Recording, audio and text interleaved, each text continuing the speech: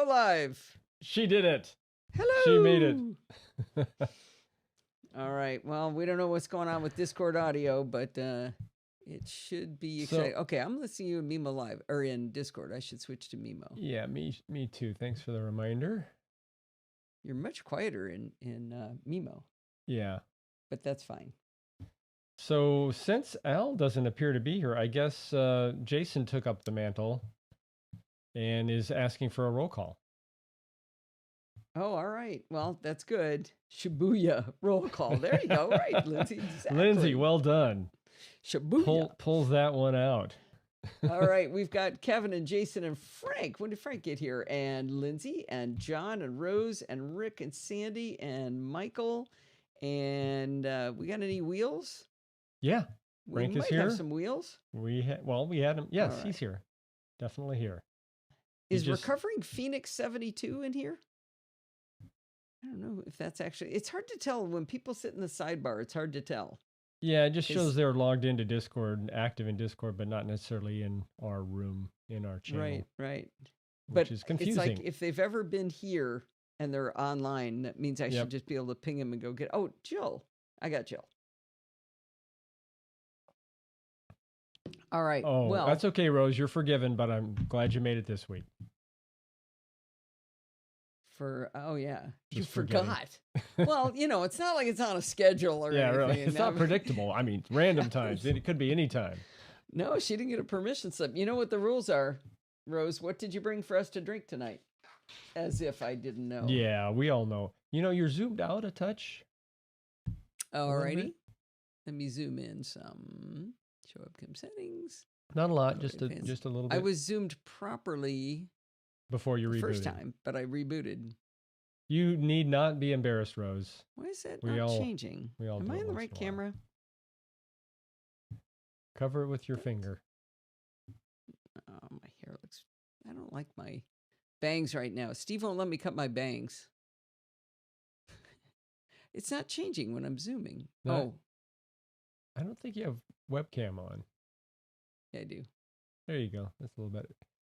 I'm changing webcam. It's a little light, but do you have your profile on? Maybe change it last time. Yes, I'm messing with the profile. So you want a little less bright? Yeah, it's a little washed out. Not a lot. How's that? That's better. Better. It's kind of green looking, don't you think? Let me go full screen. Oh, that's better. Whatever you just did. Turned off auto white balance. Yeah. Now you're Alan, you're late. We did roll call without you. Hello, Alan. Shibuya. She drank it last week. That's why she forgot. All right. Oh, the refurb has your M1 MacBook Air. All right, good. Okay, well, we should probably start. Yeah. We'll see whether I can actually record. You're not going to be able to hear playback because playback is all messed up for anybody who was late. We might hear voice. It's just the music I think it was having trouble with. Well, and you said the voice was janky. Why would the music be different? That's just I don't think it was that bad. The same application. Okay. I think it was having trouble with music. That's okay, Alan. You're at least you didn't forget like someone else did last week. That's right. Lindsay says Alan knows Rose drinks. That's for sure. All right. I'm going to mute Steve. Here we go. Yeah. Hi, this is Allison Sheridan of the NosillaCast podcast, hosted at podfeet.com, a technology geek podcast with an ever so slight Apple bias. Today is Sunday, June 6, 2021, and this is show number 688. No, it is not. It is 839. Did you say 688? Yeah, and there's a whole reason. That isn't my fault. But how did you get such a specific number like that? It sounds like maybe... that might be the number would be the next Chit Chat Across the Pond, possibly. That sounds right, yeah. All right. Let's do that again. All right. I'm going to bring this down a little bit, too. I like that about there. All right, here we go. One more time. Hi, this is Allison Sheridan of the NosillaCast podcast, hosted at podfeet.com, a technology geek podcast with an ever so slight Apple bias. Today is Sunday, June 6, 2021, and this is show number 839. Hey, should we spend the next 40 minutes or so talking about what we hope will come out of WWDC tomorrow? No? You already heard every other podcaster on Earth talking about their hopes and dreams? Yeah, I agree. Let's just get on with the show and we'll find out soon enough if our dreams will come true. Plus, you know what? Most of you are probably hearing this after WWDC anyway. If by some chance you hear this before the WWDC keynote, the live chat room will be hopping with NosillaCast ways during the keynote. If you've never joined us before, just go to podfeet.com/chat and enjoy the Discord chat conversation. Now, Steve and I are not going to be on video like we are during the live show, and we will not be on audio either because we want everyone to enjoy the show instead of listening to us blather on top of it. So I hope to see you there.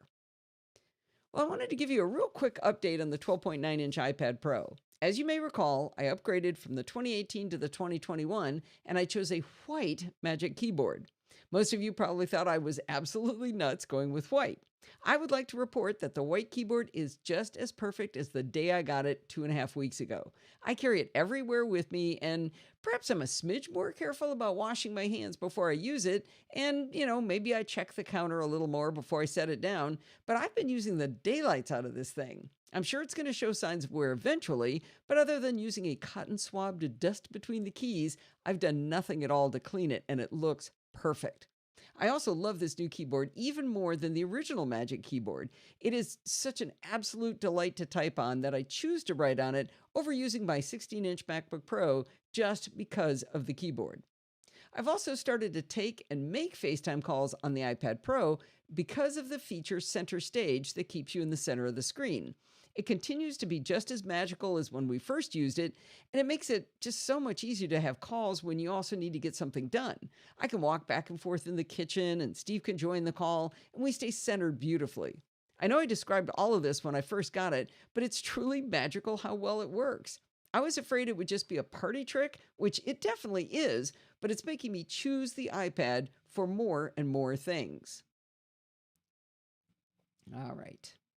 So Michael, yeah, it's probably time. Michael asked about, I'm not sure if I haven't seen this feature, but he asked about, did she disable noise reduction in sound settings? There is a sound setting for echo cancellation. Are you talking about in Discord? Yeah, I'm wondering, I don't know why music would be more susceptible to that than voice. But I'd be curious if it changed the and the your behavior. audio just started to break up in Discord. Mine? Yeah. Oh, it got better. Okay, so I've got voice settings, input and output device, input and output volume. I've got a mic test. Input mode says voice activity. Input sensitivity is all the way to the left, and it's checked off for the automatically determined input sensitivity. Then there's video settings. Advanced video, voice processing. Echo cancellation is on. Mm-hmm. Noise reduction is off. Noise reduction is disabled when noise suppression is active. Advanced voice activity is turned on, but I can't control it. Automatic gain control is off. Quality of service, high packet priority is off. Diagnostic audio recording is off. Debug logging is off. Maybe it views the music as noise. Allison doesn't like music, so what does it matter? So, Michael, should I be turning off echo cancellation? Well, Michael referred to... Oh, Alan, we'll see you tomorrow. You're going to be in the chat tomorrow, right, Alan? He didn't refer to echo cancellation. He referred to, what was it? Noise suppression. Right. Noise reduction, yeah. Yeah. She must have deactivated noise reduction. Oh, John is making a jerk statement. He says, yes, I can still hear her, so she must have deactivated noise reduction. You little snot. So try one of those two, either echo cancellation or noise reduction. Are they both enabled right now? Did you say? No, I said noise reduction is disabled. Echo cancellation is enabled. Turn echo cancellation off. Okay. Just as let's verify that it's still broken. Before you turn that off. We don't know what's causing it. Yeah, okay. I'm just going to play the intro with my voice and music. Hi, this is Allison Sheridan of the NosillaCast podcast, hosted at podfeet.com, a technology geek podcast with an ever so slight Apple bias. Okay, still broken? Okay. Yes. So let me It's almost like your voice is occasionally letting the piano chords through, but for the most part, it's not. Interesting. Okay. Echo cancellation is down here. All right. Unless that's like a new feature. All well, right, Michael said they just added some. Oh, okay. Here we go. Hi, this is Allison Sheridan of the NosillaCast podcast, hosted at podfeet.com. Oh, wait a minute. Oh, Did that fix it? No, that's Mimo. I'm sorry. Steve, you are not a good diagnostician. Yeah, because I'm hearing it twice. I don't want to hear from you. Wait, still there. What does still there mean? Still broken. Hi, this is Allison Sheridan of the NosillaCast podcast, hosted at podfeet.com. Okay. Well, I think echo cancellation matters if you're not using headphones, but it shouldn't in this. So we're going to do chit chat next. All right. Muting Steve. In this week's episode of Chit Chat Across the Pond, Micah Sargent joins us to explain why he's so excited about what the new technology called Thread is going to bring to the Internet of Things, or IoT. You may know Micah from the awesome show Clockwise with Dan Morin, or perhaps iOS Today with Rosemary Orchard, or Smart Tech Today with Matthew Castellini, all on the Twit network. Micah starts with the problem to be solved, which is slow Bluetooth devices versus heavy Wi-Fi devices and troublesome network connectivity. He explains how Thread will solve these problems, both at an overarching vision level as well as getting down into the nerdy bits of how Thread does its magic. We'll learn about sleepy Thread devices, Thread border routers, and what it means when you see the words work with Matter on a device.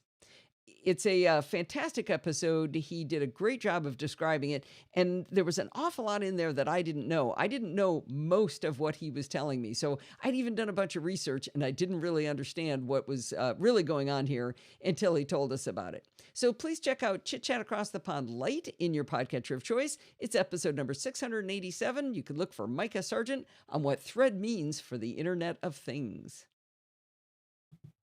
All right. All right. Next up. Getting a lot of reminders today. About what? Chapter marks. Oh. Yeah. All right. Speaking of which. What? Ah, there we go. And it's working. No problems today, right? It is. I think it's because I'm using it correctly. I think there was never anything wrong. How are you misusing it? I don't know. I do so many things in autopilot now. I've got so many keystrokes and things that I've done them so many times that sometimes if I forget one piece, all of a sudden I'm like, I don't know how to drive my own car home because I've done it automatically so many times. Kind of, I don't know. You know what I mean, right? Right. Shut up. Okay, this one's going to get nerdy. It starts out not nerdy and it gets good and dirty. So this is going to be fun. All right, buckle up. We got a lot to do here.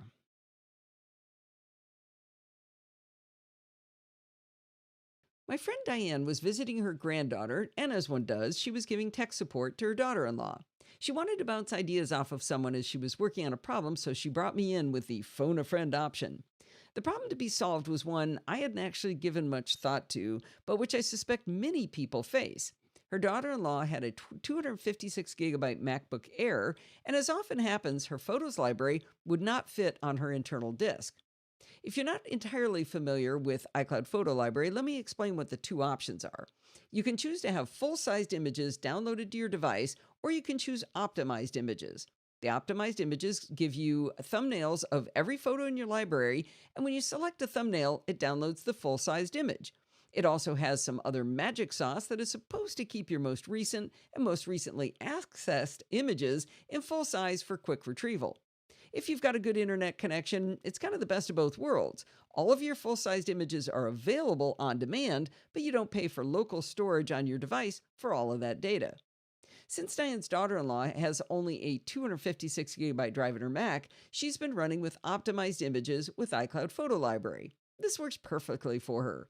But she realized that she doesn't have a backup of the full-sized images as they only exist on Apple servers. She wanted a way to back these images up locally, which I think is a very reasonable thing to be able to expect to do. If she was a geek, she'd probably also have a Mac Mini or an iMac with a bigger drive where the full-size images could be stored, and she could run backups from that machine. But how do you back up the full-res images if you don't have a bigger Mac onto which to download those images? This was a question I'd definitely not pondered before. Before calling me, Diane tried to change the photos library on the Mac in question to full-sized images, since she really had no idea how big the library actually was. It ran overnight and eventually stopped when it ran out of disk space. This put the MacBook Air in a bad state where doing just about anything caused an alert about not having enough disk space. Diane flipped it back to optimized, but it didn't obey until she rebooted the Mac. The MacBook Air was back in fighting shape after a reboot, but the question of how to back up the photos was still in play. So Diane and I started noodling this problem together. We first walked through whether there was some way to download the photos to an external drive. Technically, it is possible to have your photos library on an external drive, but it's one of those tricks that you have to fuss with all the time, and she'd have to always carry this external drive tethered to her notebook. That wasn't really a clean solution. Diane asked whether there was some way to use iCloud.com to help with this problem. I did some experiments, and I found a solution that definitely will work. It's a bit of a tedious process, and it does involve one very nerdy step, but no bit of this nerdy step is technically difficult at all. It's some copying and pasting. We're going to download all of the photos from iCloud.com to an external drive, but we have to do a couple of things first.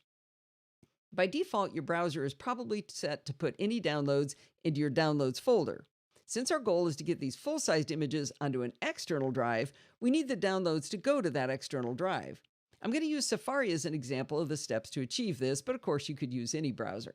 In Safari, open Safari Preferences, and on the General tab, you'll find a drop-down for File Download Location. Change it from its current location, which is probably Downloads, to the option Other, and choose the external drive. Next, we're going to navigate to iCloud.com and authenticate and open Photos.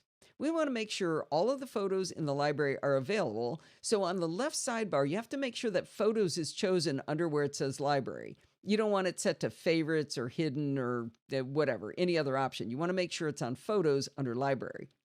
In the toolbar above the images, you'll see a slider to change the size of the thumbnails. We're going to be selecting a lot of images, so I'd suggest sliding it all the way to the left for the smallest thumbnails possible. Now, in the upper right, you're going to see 5 icons. There's a cloud with an up arrow that allows you to upload photos to iCloud Library. There's a plus button that allows you to create albums and folders. There's a square with an up arrow that allows you to share images. There's a cloud with a down arrow, remember this one, and that allows you to download images. And finally, a trash can to allow you to delete images. Now, you've probably guessed that this cloud with a down arrow icon is what we need for this final step. If you hover over the cloud with the down arrow, you'll see a very tiny gray downward chevron. Tap that nearly invisible chevron and you'll be offered the option to download unmodified originals or most compatible, including edits. Now, if you've carefully edited your photos by cropping, fixing lighting, and all that kind of thing, then you definitely want to change this to most compatible. If you don't use the downward chevron, the downloaded images default to unmodified originals, and they'll give you the images exactly as captured or imported. Now that we know how this works, I would suggest selecting just a few images to test at first, and then downloading in the format you desire. Verify that the downloads to your external drive are there and are of the expected size before going on with the big download. Once you're confident that this process is going to work, it's time to start the big download.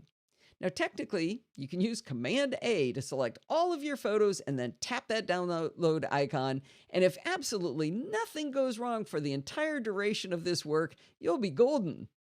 You feel lucky? Yeah, I didn't think so. Now, ideally, it would be nice if we had a way to easily view year by month, or even year by year in iCloud.com, but there's something wrong with that. It would be a nice way to view year by month. Why do I say year by month? Oh, a given year, that's what I mean. Yeah, I didn't think so.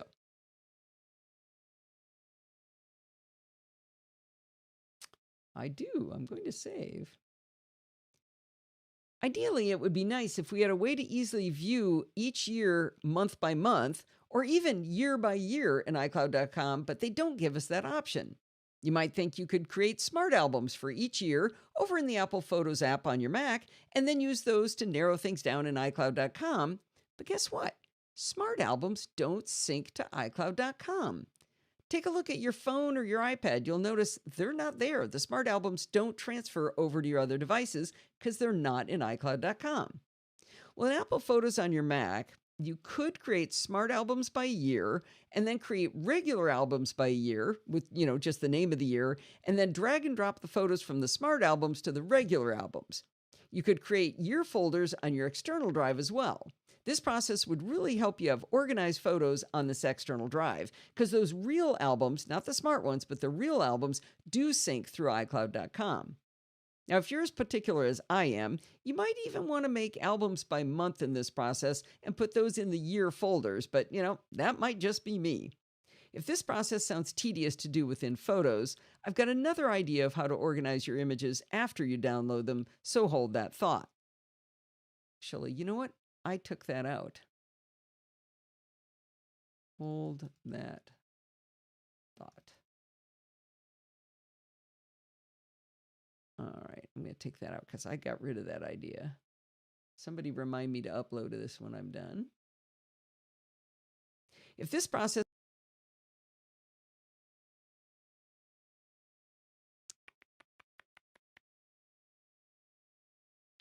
All right. Whether you export a single image or a range of images, the download you get from exporting from iCloud.com will be a zip file entitled iCloudPhotos.zip. When you unzip the file, you'll have a folder called iCloud Photos. This would make it easy to change the title right after download to say 2016-05 for May of 2016. That's if you're doing organization the way I would do this. The two options we had to download from iCloud were Originals or Most Compatible, which included any edits we'd made to our images. Well, Most Compatible means not live photos. Instead of live photos, you'll find two files have been downloaded, an HEIC, which is the key photo from the live photo, and a second file of the same name that is the teeny tiny video from the live photo. It's not ideal, but you know what? As a backup, it's still pretty good. But there's a huge problem with this whole process. For yet another reason I cannot explain, Apple does not preserve the capture dates for the images as the creation date for the downloaded file. All of the creation dates of the images files will be the date you downloaded them instead of the date the photo was taken. Seriously. As an added curiosity, the modified dates on all of the files will be 4 hours in the future from whatever time you downloaded them. Well, the good news is that image files have what's called EXIF data embedded in them, and one of the data items is the original capture date.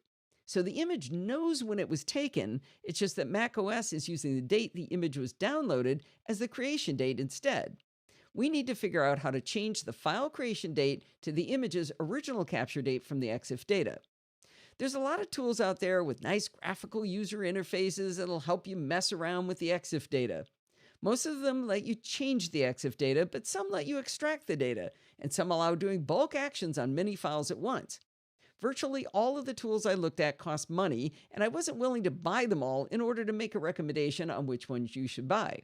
Instead, I'm going to suggest a very, very easy and free solution to this problem that's also super nerdy. But it's easy nerdy, I promise, it's super easy.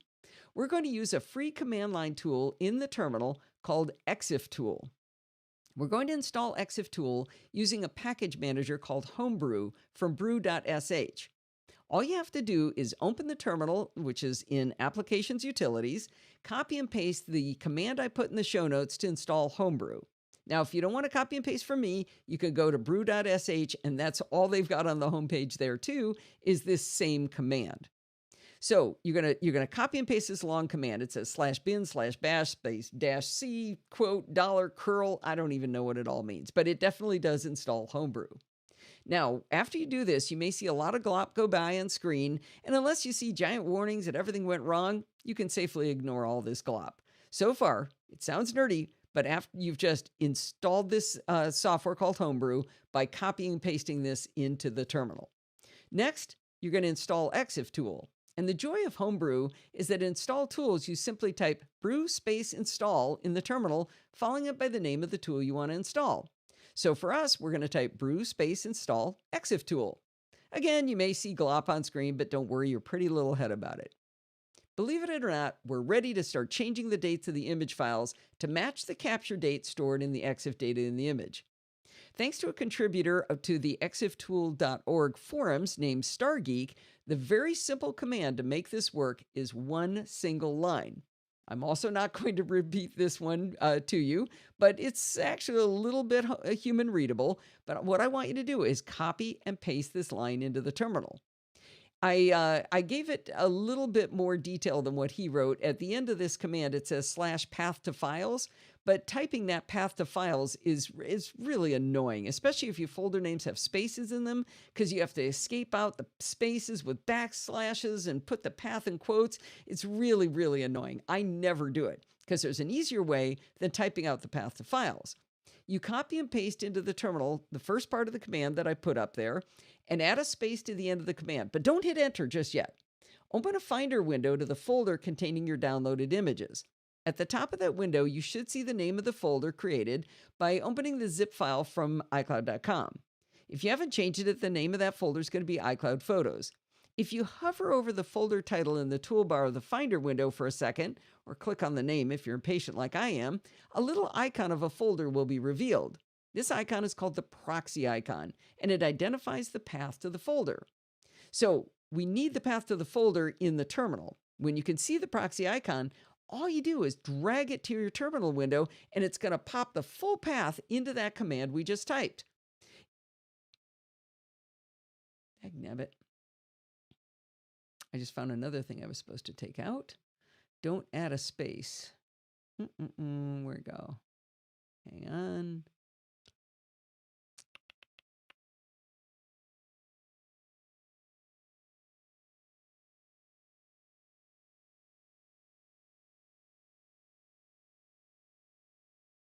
Okay.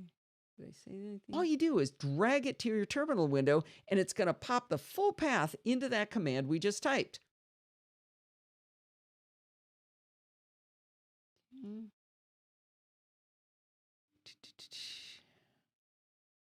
All right.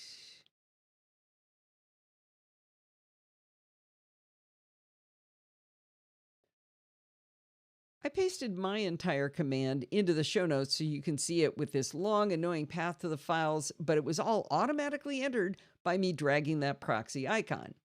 Once you drag that in, just hit the Enter key to execute the command, and in short order, you will see the dates of the files begin to change to their true capture date.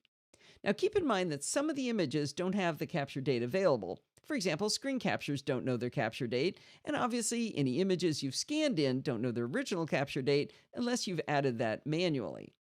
I put a few images in the show notes to illustrate how your image files will look before and after pasting in this one-line command.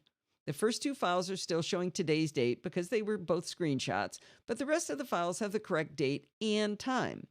I did put in a little command that the Stargeek didn't put in, -API QuickTime UTC. That bit adjusts the time as well as the date for you. Now, I did warn you that this was nerdy, but seriously, you only had to copy and paste 3 commands into your terminal and you were done. It cost you no money, and it actually works. Now, I don't know how long this would take if you download 5 years worth of photos. I did it on a very few photos, and it took a few seconds. It wasn't instantaneous. So again, consider that. You might want to do month by month if this is really important to you. Now, I enjoyed the journey of figuring this out, how to do it, but it's really a bummer that this is such a complicated process. I really wish Apple would make it a lot easier.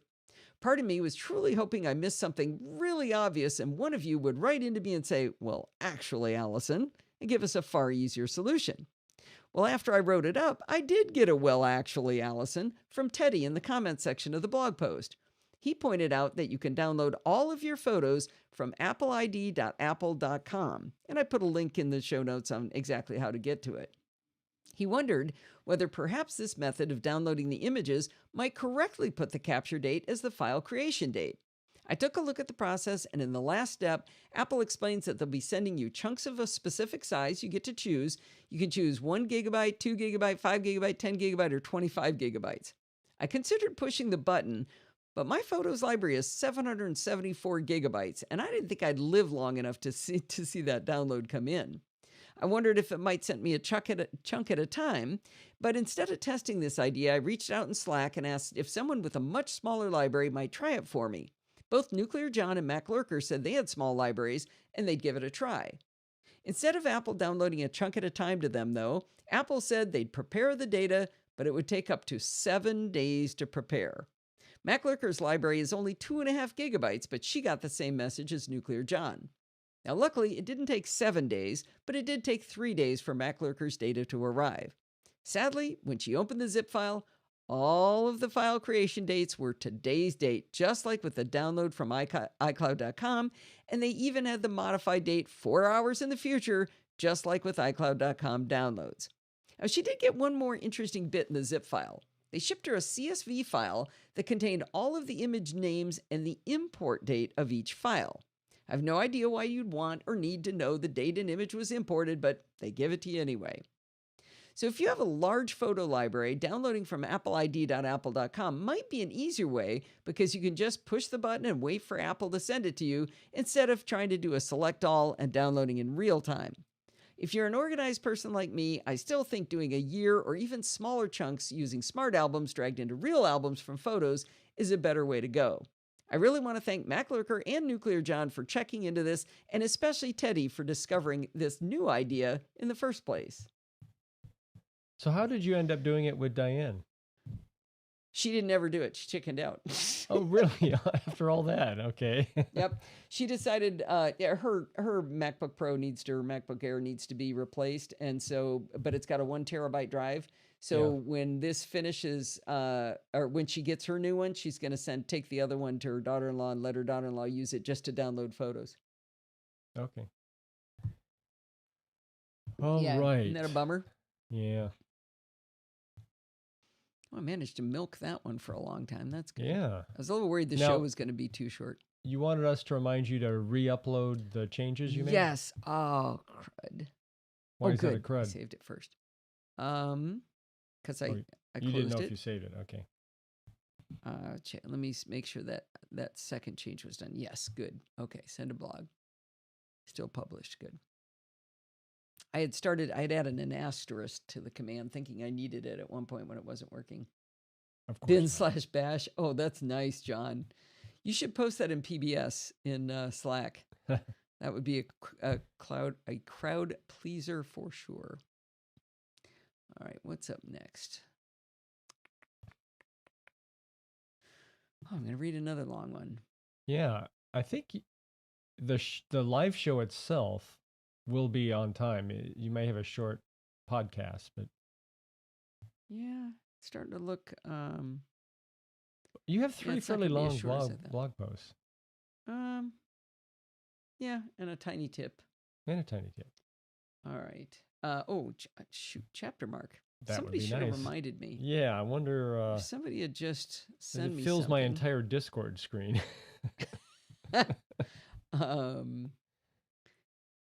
Let's see this one. Okay, here we go.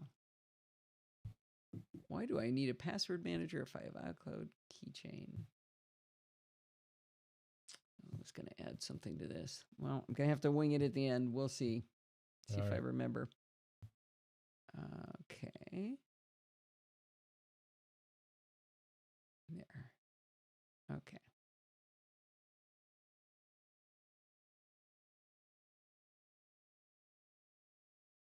Recently in one of our community channels, we were chatting about the announcement that 1Password is now available for Linux, and someone responded that they use iCloud Keychain and that it's good enough for them. I've heard this comment before, and I never sat down to really outline or think through what a password manager gives you that iCloud Keychain does not. I wanted to understand what people are missing if they only rely on iCloud Keychain, and there's no better way to learn than to try to explain it. After listening to my arguments, you may still feel that iCloud Keychain gives you what you need, but maybe you'll learn something that would be valuable to you in a password manager. Now, my recent experience is all with 1Password, but I used to use LastPass years ago. They're both terrific services, and they have many of the same features. The names of the functions may be different, but I think if I use 1Password as an example, you get the point of the advantage of using any password manager. Let's start by understanding what iCloud Keychain does for you because it really is a terrific service. According to Apple's support article about iCloud Keychain, they say iCloud Keychain stores credit card numbers and expiration dates without storing or autofilling the security code and passwords and usernames, Wi-Fi passwords, internet accounts, and more. Obviously, this is the kind of data we want to protect. Apple explains that iCloud protects your information with end-to-end encryption. They protect it in transit and at rest. This is all terrific. Even Apple can't get to your data. However, this data is protected on your device only by your login password or passcode. How many digits long is your Mac login? Do you have numbers and letters and special characters in it? I have to admit that while my login password is, probably better than average, it's definitely not worthy of protecting my bank login. How about your iPhone's login password or passcode? I wouldn't trust my family jewels to that. Now, bad actors won't get to your data stored in iCloud Keychain on the internet because Apple is protecting it really well. There's still a pretty huge vulnerability in your own device passwords. Now, the weakest link in passwords is us. Humans are not good at thinking up long, complex, random passwords. It's not our fault. We're just simply not designed to do it.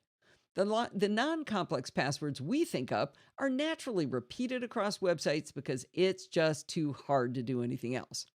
One of the great things about iCloud Keychain is that it suggests a long, complex password for you when you first need to create one. If you allow iCloud Keychain to create your passwords and store them, you will be leaps and bounds ahead of everyone else. And it really is a game of being ahead of the pack. The passwords that iCloud Keychain creates are long and complex, as I said, but they're also very difficult to type and they are impossible to remember. They're a random glop of numbers and letters and special characters. Now, this is normally just fine because the goal is not to try to remember your passwords. You can't. It's to trust the systems, either iCloud Keychain or a password manager. Unfortunately, sometimes you do have to type them in, and it will be quite the chore if you use iCloud Keychain to create your passwords. Now, the only way that these great passwords will be of any help is if they're always there for you. The fact that iCloud Keychain syncs across your iPhone, Mac, and iPad means that you've got them at your fingertips. If you know you can trust that iCloud Keychain will have your passwords when you need them, you're more likely to let it choose your passwords for you, which is a very good thing. But what if you have a Mac and an Android phone? Or maybe you're an iPhone user, but you use a Windows PC. iCloud Keychain won't be there for you. If you don't have the passwords when you need them, you won't trust iCloud Keychain and you'll go back to using less secure and reused passwords. And what about passwords to accounts you share with others? Maybe you and your partner have a shared bank account or credit card. What happens if you have to change the password for some reason? How do you let your partner know? Maybe your memory is perfection itself, but the rest of us have probably a 50% success rate on something like that. If something were to happen to you, I would assume that at least one person you love has access to your phone or Mac or iPad. They could log into your accounts because of iCloud Keychain, which is great, but how do they know what accounts exist? If you take care of the phone bill, do they know where that website is to go to? How would they figure that out from iCloud Keychain?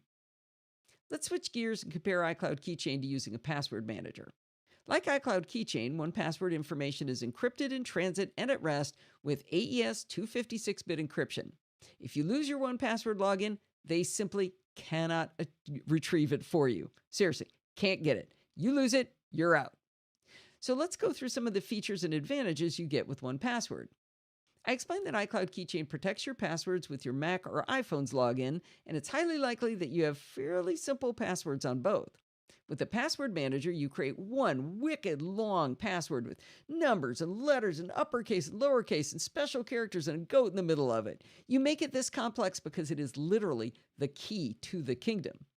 You're going to have to type it in from time to time, but in most cases you won't. Touch ID or Face ID on your phone and iPad can unlock 1Password. If you have a MacBook with Touch ID, you can open 1Password with your fingerprint. If you have a Mac with a T2 security chip, you could even use your Apple Watch to authenticate to 1Password. Now, 1Password will ask you to type in the full password from time to time just to make sure you never forget it. With the password manager, this is the only password you have to remember, so you get really good at it. Now, 1Password will suggest passwords for you just like iCloud Keychain when you're first setting up an account. With 1Password, you can choose an unmemorable pile of glop password just like iCloud Keychain, or you can choose a setting in 1Password to have it offer you a memorable password. Memorable passwords include a series of human-readable words with separators between them. You can use a slider to set how many words you want, whether to intermingle words with all caps, you do, and what kind of separator it should use. It's almost as good as Bart's xkpasswd.net service, but of course Bart has a lot more options. But you know what? If you're in a hurry, 1Password has your back, and these are good passwords. Now I want to emphasize there's nothing wrong with iCloud Keychain's passwords from a security standpoint, but if you ever have to type them in, you're going to wish you had 1Password. Many accounts these days allow you or even make you have two-factor authentication with an authenticator code.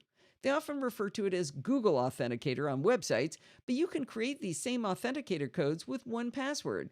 It's a bit buried, but once you know where it is and how to turn it on, it's really easy. Okay, I just got a low battery warning on my iPad. So I'll stop and say hi. How is everybody? Maybe do a save while you're at it.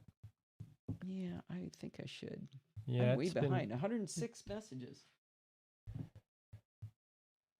You think there's been a lot of talk about secure passwords, and maybe not so secure passwords. If you're hacking this, I'm dead by now. Okay. Why is that not charging? Come on. You're supposed to be charging. Like that.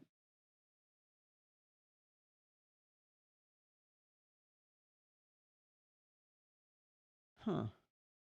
Come on. My power supply is not charging my iPad. Stop it. Skip break. Break time wants me to take a break. Okay.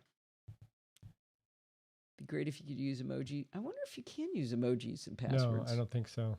Because passwords require individual characters and emojis are character sets, right? You're right. Effectively, character sets. Yeah. All right. Keeping going. If you use iCloud Keychain, you'd have to use a secondary app like Google Authenticator in order to protect your most important accounts with two-factor authentication. With 1Password, it's built right in. Now, we talked about iCloud Keychain working across all your devices, but that's true if you only use products from Apple. With 1Password, your passwords are available on your Mac, iPhone, Windows PC, Android phone, and now they even have a native client for Linux. If you live in a cross-platform world, a dedicated password manager is a much better option than iCloud Keychain. If you use iCloud Keychain and change a password, you have to remember to tell your partner or other family members or roommates. With a dedicated password manager, you can share specific passwords so that if you change the password, they get the change automatically and you don't even have to remember to tell them. 1Password does this through what they call shared vaults.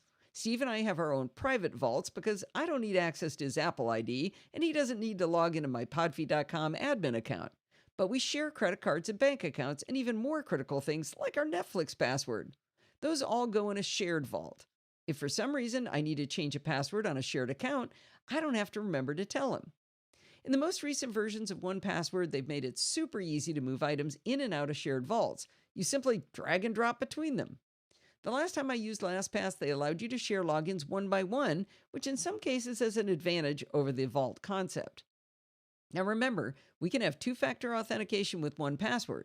If the site you're authenticating to is smart enough to use an authenticator instead of the insecure SMS, then the two-factor authentication is available to you and your partner with 1Password, so you get it for both. Now, every year, 1Password adds new things you can store in your vaults. We've been talking about logins to online services, but it's so much more than that. 1Password has categories for the different types of data you may want to store in your vaults. Categories are very useful because they're tailored to prompt you to store exactly the right information for that type of data. For example, if you chose to put in a wireless router, it'll ask you the base station name and password, but it'll also give you fields for the IP address, the type of security, and any attached storage passwords. It took me a long time to trust 1Password with my credit cards, but it is glorious to have them autofill for me after I authenticate into 1Password. Like you can with macOS and iOS natively with iCloud Keychain, 1Password can also store identity information, so you can have your address, phone number, and birthday autofilled. It was interesting to me that iCloud Keychain doesn't store the CVV number from the card, but 1Password does save it for you. Not quite sure why Apple doesn't. Maybe because it's secured with your passcode to your phone. 1Password recently added bank accounts as a specific category. I created my entries before that category existed, but it'd be so much easier now because it has dedicated fields for things like the routing number. Think about it. You don't have that when you're using iCloud Keychain. I won't go through every type of account, but 1Password has categories for databases, driver's license, email accounts, medical records, membership, passwords, reward programs, servers, and social security numbers. They also have plain old garden variety secure notes. If you don't use a password manager and you need to write a secure note for yourself, you can easily use Apple Notes. It's not a bad solution, and the protection there is very good, but now you've got two places where you've stored information, iCloud Keychain and Notes, and remember you got your Google Authenticator app too, so now you've got 3 applications. One of the most valuable things 1Password can store is software licenses. While these don't require high security of a password manager, it is delightful to have them all collected in one place. It even picks up the pretty icon of the application, so it's easy to scan to look for the app license you need. I use this all the time. Now, I mentioned passports earlier, and we actually use this feature of 1Password. When Steve and I were in Peru, someone stole his backpack at the airport in Cusco as we were leaving to go to Lima to then fly home. It had a lot of electronics in it, but more importantly, the backpack contained Steve's passport. In order to get a new one, you need to know your old passport number.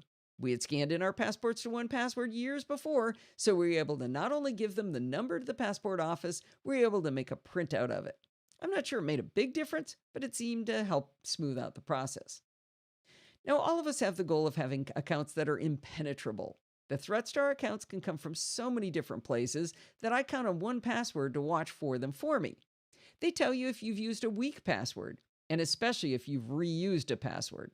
I'm pretty sure iCloud Keychain doesn't. Actually,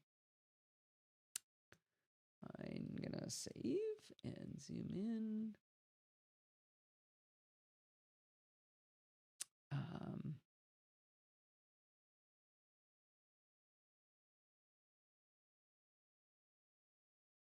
iCloud Keychain will tell you if you type in a weak password, and it will give you some information about vulnerable passwords, so that's really good too. But on 1Password, if you reuse a password and one of the sites get hacked, no, don't wing it, don't wing it.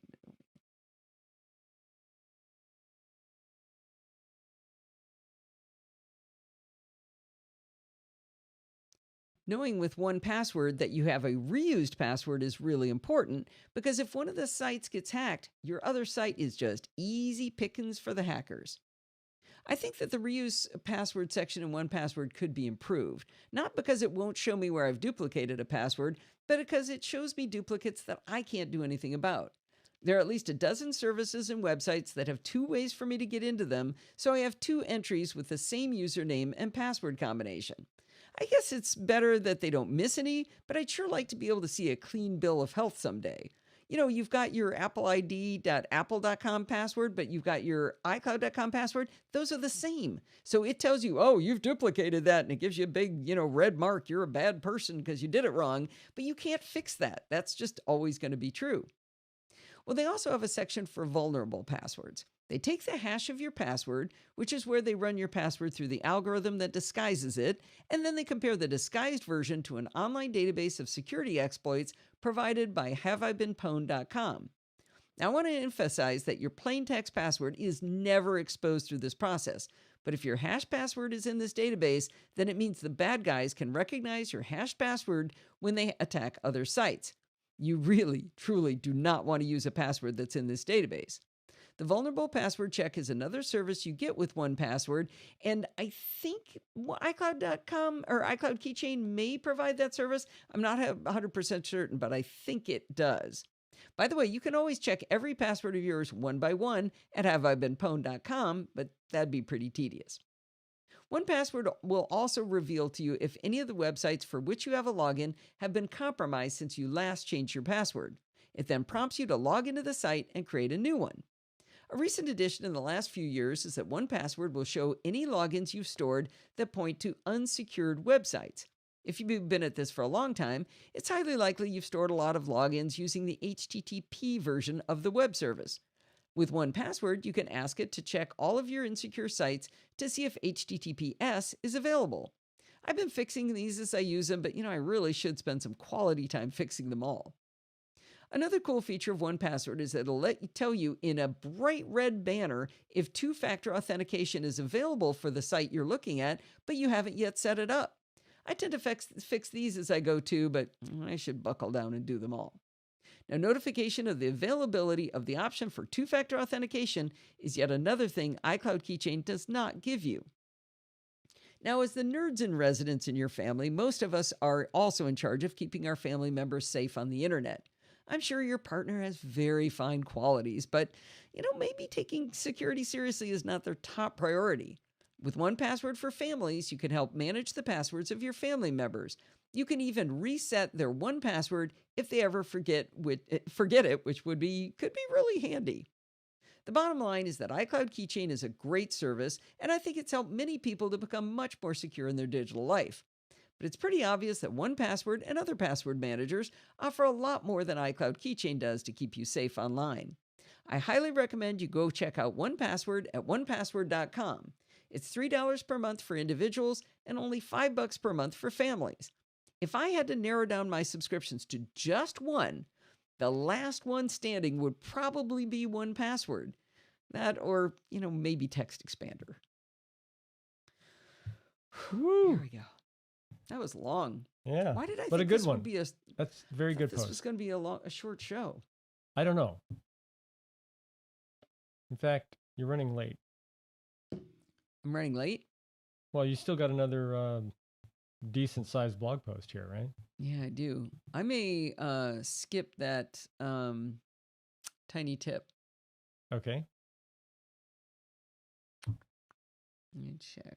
We're going to run long, folks. I hope you can stay with that's okay. us. All right, let me do I'm going to do support the show. Lindsay feels like a black sheep. But she's Why? on LastPass. That's a great app, Lindsay. No, that's why I said LastPass was great. It is good. Yeah. Okay, I am going to do spam here. Our hero of the week is Tony Ewing. Why is there our hero, you ask? Because he went to podfeet.com/Patreon and he pledged to support the work we do here at the Podfeet Podcast. He chose a dollar amount that was right for him and his family to show his appreciation for what he learns here. I can't think Tony... Stop it. Come on, how hard is that? Is it right for he? No, for him. I wrote he. All right.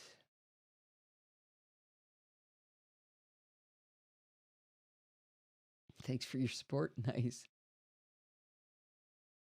Our hero of the week is Tony Ewing. Why is he our hero, you ask? Because he went to podfeet.com/Patreon and he pledged to support the work we do here at the Podfeet Podcast. He chose a dollar amount that was right for him and his family to show his appreciation for what he learns here. I can't thank Tony and all of the other patrons enough for helping to keep the lights on and the tech flowing to all of you. All right. I think John. a chapter mark's in order. You think so? Okay, I've got to take the tiny tip out first. And I'm going to move it to next week to my local draft here. Put that there, and I got to take the tiny tip out of the title. Let's see. You need to. Where's 839? There we go. Now, your edits, are you making those in Mars Edit, or do you have to bring those up, upload those? I'm changing them in Mars Edit. So you made an edit there. You got that? Him and he? Yes. Got it. Okay. All right. So now I can do a chapter mark. You started Patreon and ask Allison to donate. John, I told John, one of the things I love about John is that he's like the sweetest, nicest guy in person, and he's such a snot in the chat room. And I like that. That's something I want to cultivate. I wouldn't want to miss that. He's a really nice guy in person. He's very sincere. He's very different. All right. Close that one. All right. What was I looking for? How to record. Oh, man. Maybe I should do the tiny tip and save the audio recording. Well, what's the length of the podcast itself right now? Let's see. Let me blow that up. I'm at 35 minutes. That would be pretty short. Yeah. All right. I'll keep going. You guys got to stay with me. No leaving. Everybody stay. Stay. All right. Here we go. Muting Steve. I recently created a super fun tutorial for Screencast Online entitled 14 Tips in iOS 14. It was super fun for several reasons. I think it's going to be really well received because the tips are so fast-paced, the audience can't possibly get bored. If you don't care about the camera app, how about a quicker way to change Wi-Fi networks? Don't care about Wi-Fi? How about some cool tips on how to have your phone read long-form content to you? The other reason I say it was super fun is that it was so much fun to record. I love creating Screencast Online video tutorials, but recording macOS is really hard. It takes me the better part of a week to do all of the recording for a 30 to 40-minute tutorial, and for that whole week, I have to make sure the windows don't move for the entire recording. I'm afraid to touch my laptop for fear of changing things and causing some big jump in the video. In contrast, with iOS, you don't have to worry about windows moving around since it isn't a windowing system. This particular tutorial was even easier because each tip was standalone, so I could knock off one at a time. I did have trouble recording one of the tips, and I was really proud of myself that I figured out how to solve this recording problem. The problem to be solved is, I mentioned this one tip was how to have your iPhone read long-form content to you. In order to demonstrate this, I needed to record 3 things: video of the iPhone screen while I was demonstrating the tip, audio from my big girl mic as I described each step, and finally the audio coming out of the iPhone in high quality. Because the whole point of the tip is the iPhone's going to be reading to you, I had to be able to record it. That last bit was so important, and it was the hardest part. If the audience can't hear the phone reading back, then the entire point of the tip would have been lost. I could have held the iPhone up to my microphone, but that would have sounded awful. I needed to be able to digitally capture the audio from the iPhone while also recording my voice and recording video of the iPhone screen. To record the video from an iPhone on a Mac, you simply plug in the iPhone, launch QuickTime, start a new movie recording, and use the downward chevron next to the red record button and change the camera to the iPhone. From that same menu, you can set your audio input to your big girl microphone. That's 2 down, but how do you record the audio out of the iPhone itself? Well, Rogue Amoeba comes to the rescue. They have a dandy support article on how to record audio out from an iPhone using my favorite app, Audio Hijack. The trick explained in the Rogue Amoeba article is very weird and buried. You first launch the utility Audio MIDI Setup. That's in your Utilities folder inside Applications. With your iPhone plugged in, you'll see it in the left sidebar of Audio MIDI Setup. It will show the name of your iPhone and a button below it that says Enable. So in my case, my phone is called Michaela 12 Pro. I see Michaela 12 Pro in the sidebar of Audio MIDI Setup with the Enable button highlighted. Apple includes a helpful explanation that says enabling this will allow you to record non-audio telephony via the Lightning to USB cable. I'm not quite sure what that means, but it turns out to be exactly what we want. Now, here's the weird part. When you enable this audio capture message? I think I meant option. Now, here's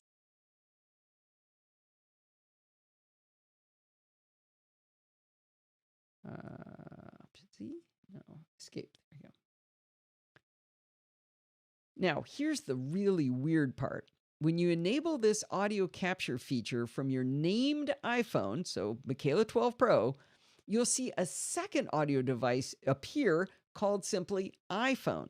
It's this newly created audio device that will show up as a microphone in the system's sound control panel. As soon as I read this, I thought, I've got my answer. I can use Audio Hijack to grab my mic as one input and the iPhone as the second input, because now it's available to me. This works perfectly unless you try to record or even view the iPhone screen using QuickTime, which is how I needed to record the video. As soon as you launch QuickTime and choose the iPhone as the video source, boom, this phantom audio input source entitled iPhone disappears from Audio MIDI setup. You'll still see your named iPhone inviting you to enable it as an audio source. I tried this 4 times, doing it all different ways, and each time I launched QuickTime and pointed to the phone as a video source, iPhone vaporized from the Audio MIDI setup. Now, some of you are probably hollering at your device right now, suggesting the obvious solution. Why not use the built-in screen recording option in iOS? If you open Control Center in Settings on iOS, you'll find Screen Recording. Tap the green plus button, and now screen recording will be made available to you in Control Center. So now you can drag down from the top right of your iOS device, and in Control Center, you should now see a double circle icon for screen recording.